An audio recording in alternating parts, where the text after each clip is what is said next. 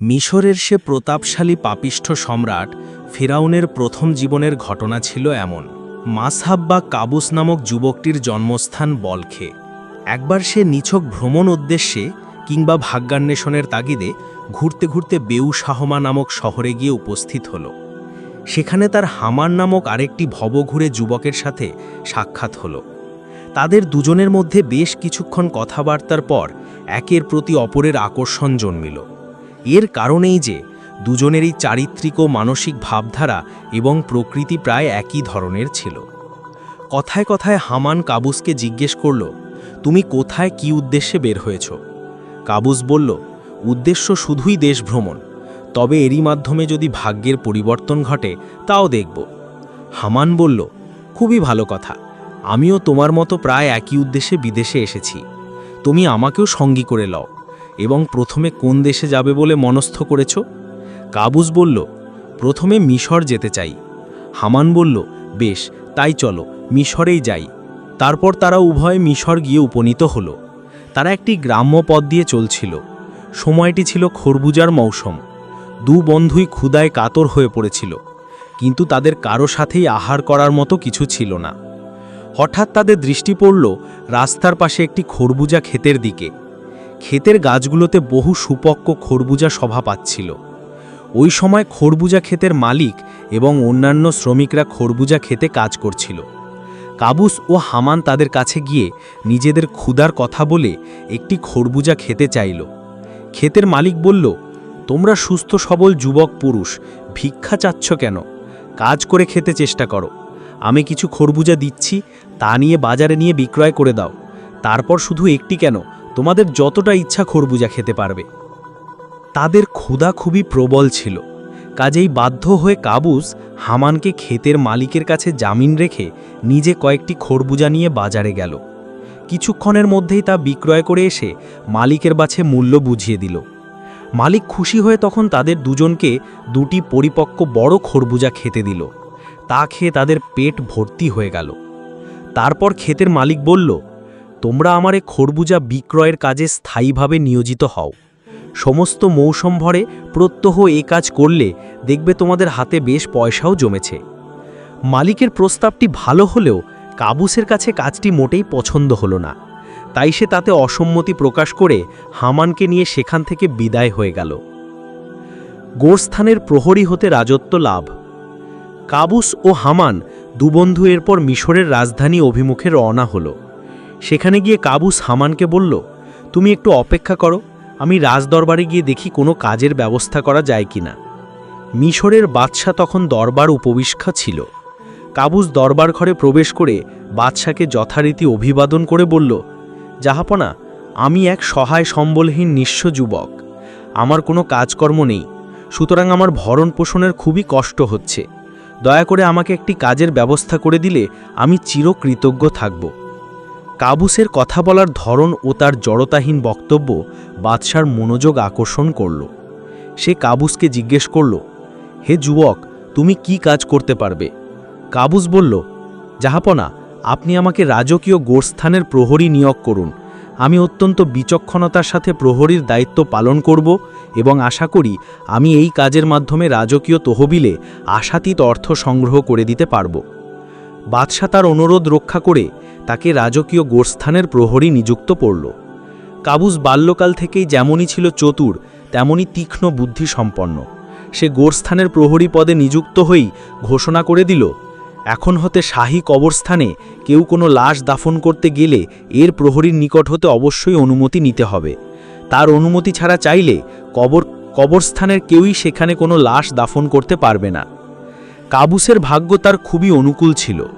ওই বছর নগরে হঠাৎ মহামারী রূপে কলেরা দেখা দিল। ঘরে ঘরে লোক রোগাক্রান্ত হয়ে মৃত্যুবরণ করতে লাগল, যার ফলে প্রতিদিন ভোর হতে সন্ধ্যা পর্যন্ত শত শত লাশ কবরস্থানে দাফন করতে আনা হতো। কবরস্থানের সদর দরজায় কাবুস সবসময় আসন পেতে বসে থাকত। কখনো কোনো কার্য উপলক্ষে কিছু সময়ের জন্য তাকে বাইরে যেতে হলে তখন সে তার প্রিয় বন্ধু হামানকে নিজের জায়গায় রেখে যেত। হামানও যথাযথভাবে প্রদত্ত দায়িত্ব পালন করত। কাবুস মহামারীর কারণে লাশ আমদানির অত্যধিক ভিড় দেখে প্রতিটি লাশ দাফনের পূর্বে ফি বাড়িয়ে প্রায় তার কয়েক গুণ বেশি করে ফেলল যার ফলে এ বাবদ অজস্র অর্থ আমদানি হতে লাগল। কাবুস রাজকোষাগারে যথেষ্ট অর্থ জমা দিয়েও নিজে যা রেখে দিত তা দ্বারা বহু অর্থের মালিক হয়ে গেল। পক্ষান্তরে মিশর রাজ তৎকর্তৃক মাত্র কয়েকদিনে রাজকীয় তহবিলে জমিকৃত অর্থের পরিমাণ দেখে তার যোগ্যতার খুবই প্রশংসা করল এবং তার পদোন্নতি স্বরূপ তাকে শহর কোতোয়াল নিযুক্ত করল। শহর কোতোয়াল হবার পর তার আরও আর্থিক উন্নতি হয়ে গেল। মনে মনে সে আরও উচ্চাকাঙ্ক্ষা পোষণ করছিল। এজন্য মাঝে মাঝে বহু টাকা খরচ করে বিভিন্ন মূল্যবান জিনিসপত্র ক্রয় করে তা নিয়ে বাদশার সাথে সাক্ষাৎ করতে যেত। তাতে বাদশা তার প্রতি খুবই খুশি থাকত। এই জাতীয় কৌশল দ্বারা সে প্রধান উজিরের সাথেও সুসম্পর্ক গড়ে তুলল। কোতোয়াল হবার পর শোষলী আচরণ। এদিকে এসে যখন কবরস্থানের প্রহরী হতে পদোন্নতি লাভ করে শহর কোতোয়াল হয়েছে, তখন তার প্রিয় বন্ধু হামানকে সে কবরস্থানের প্রহরী পদের চাকরিটি নিয়ে দিয়েছিল। শহর কোতোয়াল পদে কিছুদিন চাকরি করার পর কাবুসের কপাল আরও খুলে গেল। একসময় মিশরের প্রধান উজির হঠাৎ রোগাক্রান্ত হয়ে মারা গেল। বাদশাহ শূন্য পদের লোক নিয়োগ করার জন্য বিশেষভাবে চিন্তা করতে লাগলেন। শহর কোতোয়াল কাবুসের এতই খ্যাতি ছিল যে তার অন্যান্য উজিরদের চেয়ে তাকে অধিক যোগ্য ও বিচক্ষণ বলে মনে হলো, যার ফলে সে কোনো উজিরকে প্রধান উজিরের পদে নিযুক্ত না করে শহর কোতোয়াল কাবুসকে ওই পদে নিযুক্ত করল। এতে অন্যান্য উজিরগণ অবশ্য বাদশার প্রতি অসন্তুষ্ট হল, কিন্তু তাতে বাদশার কি আসে যায়। কাবুস প্রধান উজির হয়ে বিভিন্ন ক্ষেত্রে এমন যোগ্যতা প্রদর্শন করতে লাগল যে তাতে আর কারো কিছু বলার থাকল না, বরং সকলে কাবুসের যোগ্যতা ও বিচক্ষণতার প্রশংসা করতে লাগল। আগেই উল্লেখ করেছি, কাবুসের মনে উচ্চাকাঙ্ক্ষা ছিল গগনচুম্বী। সে মনে মনে এমন অসম্ভব কল্পনা ও আশা পোষণ করত যা শুনলে সাধারণ লোকজন বিস্ময় হতাভক হয়ে যায়। অবশ্য সে তার উচ্চাকাঙ্ক্ষা সফল করার অনুকূলে যা কিছু করণীয় তা যথাযথভাবে পালন করতে অবহেলা করত না। অতএব তার আকাঙ্ক্ষানুরূপ সফলতা লাভে দেরি হতো না।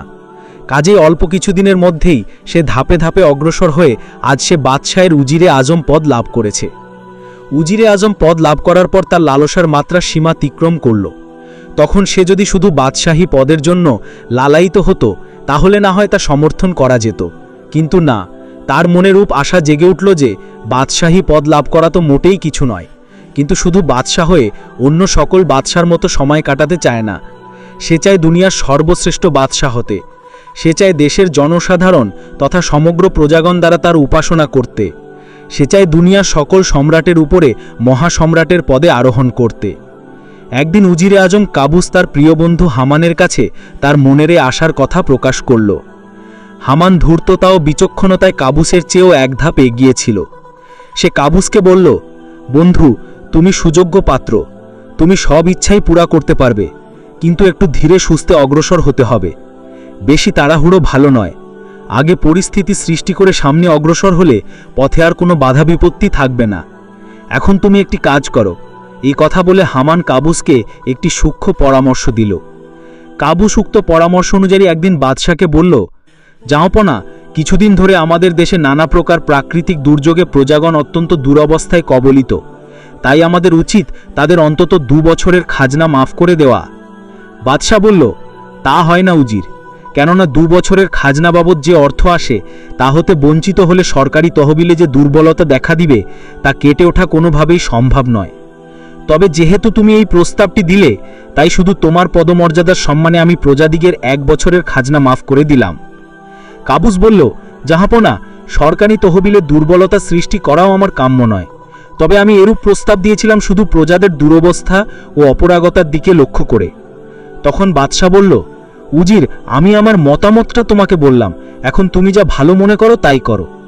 তারপর কাবুস রাজদরবার হতে উঠে এসে তখনই সারা দেশে এই মর্মে একটি সরকারি ঘোষণা প্রচার করার ব্যবস্থা করল যে দেশের সর্বসাধারণের উপস্থিত আর্থিক দুরবস্থার প্রতি লক্ষ্য রেখে সম্রাট বাহাদুর প্রজাদেরকে 1 বছরের খাজনা মাফ করে দিয়েছেন, আর তাদের আর 1 বছরের খাজনা স্বয়ং উজিরে আজম প্রজাগণের পক্ষে নিজের বৈয়ক্তিক তহবিল হতে সরকারি কোষাগারে জমা দিয়ে দেবেন।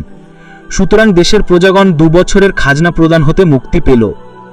এইদিকে আদেশ প্রচারের সঙ্গে সঙ্গে কাবুস সত্যিই তার তহবিল হতে রাজকীয় তহবিলে মিশরের সমস্ত প্রজার 1 বছরের পুরা খাজনার টাকা জমা দিয়ে দিল। এই আশ্চর্য ঘটনায় দেশের সমগ্র প্রজা উজিরে আজম কাবুসের প্রতি ধন্য ধন্য করে উঠল এবং শতমুখে তার প্রশংসা করতে লাগল। পক্ষান্তরে বাদশাহ তার প্রতি অত্যাধিক খুশি হল এবং তার এই উদারতা ও মহানুভবতার পরিচয় পেয়ে তার প্রতি বিশেষভাবে আকৃষ্ট হল। বাদশাহ তখন খুব বার্ধক্যে পৌঁছিলেন। একদিন হঠাৎ বার্ধক্যজনিত কারণে তার মৃত্যু হল। এভাবে সিংহাসন শূন্য হয়ে গেলে সঙ্গে সঙ্গে রাজকীয় কর্মকর্তারা এই বিষয়ে সুরাহা করার জন্য দেশের সর্দার এবং নেতৃস্থানীয় ব্যক্তিকে রাজধানী আহ্বান জানালো। অতএব দেশের সমস্ত আমির উমরা এবং নেতৃবৃন্দের আগমনে মিশরের রাজধানী সরগরম হয়ে উঠল। শীঘ্রই পরামর্শ সভা ডাকা হলো। সভায় সমবেত সদস্যদের প্রায় সকলেই উজিরে আজমকে বাদশাহের পদে বরণ করার জন্য মত প্রদান করল। কেউই কোনো রকম বিরোধিতা করল না। সুতরাং উক্ত সভায় সকলের সামনে উজিরে আজম কাবুসের মাথায় বাদশাহী তাজ পরিয়ে দেওয়া হলো। ভাগ্যের কি অপূর্ব ক্ষমতা! একটি সহায় সম্বলহীন ভবঘুরে যুবক কবরস্থানের প্রহরী পদের চাকরি হতে মাত্র কয়েকদিনের ব্যবধানে আজ দেশের সর্বময় বাদশাহের আসনে অধিষ্ঠিত হলো।